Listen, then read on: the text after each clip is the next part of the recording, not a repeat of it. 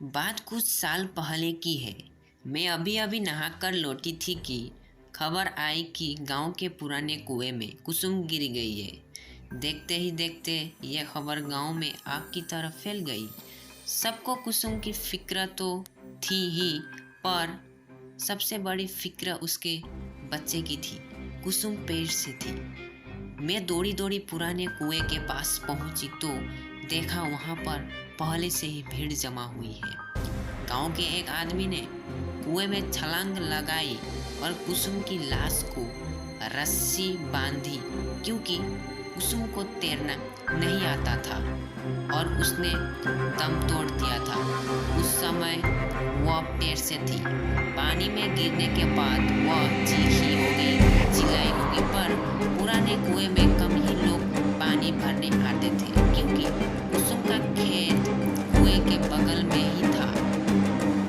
इसलिए उसका इस कुएं पर आना जाना लगा रहता था। पहले भी कई बार वह इस कुएं से पानी भर चुकी थी, पर इस बार उसके किस्मत में कुछ और ही लिखा था। लोग कुसुम की लाश को ऊपर खींचने लगे। जैसे ही कुसुम की लाश को ऊपर निकाला गया, उसके घर वाले फुट फुट कर रोने लगे। घर में नए मेहमान के आने की खुशी अब मातम में बदल चुकी थी। कुसुम का पति तो सुन्ना होकर कुसुम के चेहरे को देख रहा था। ना ही वो रो रहा था, ना ही वो उसके आंख से आंसू आ रहे थे। बस बिना अपनी पलकें झपकाए कुसुम को देखते ही जा रहा था।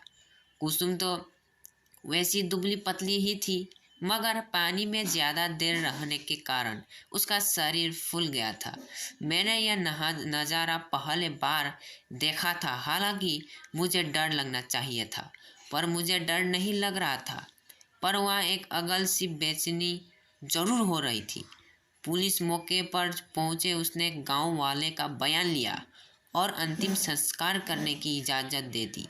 पुराने कुएं वाले खेत में ही कुसुम का अंतिम संस्कार किया गया। मौत तो इंसान के हाथ में नहीं होती। शरीर से आत्मा कब निकल जाए किसी को पता नहीं चलता। कहते हैं कि अंतिम संस्कार करने के बाद इंसान की आत्मा को शांति मिलती है, मगर आत्मा खुद ही शांति न चाहे तो उस रात ऐसे कई सवाल मेरे मन में उठने लगे। मैंने कई बार करवट बदली, पर मुझे नींद नहीं आ रही थी। पर वक्त के साथ सब ठीक हो जाता है। हर हादसे को गुजरे हुए अब कई महीने हो चुके थे। एक बार एक मजदूर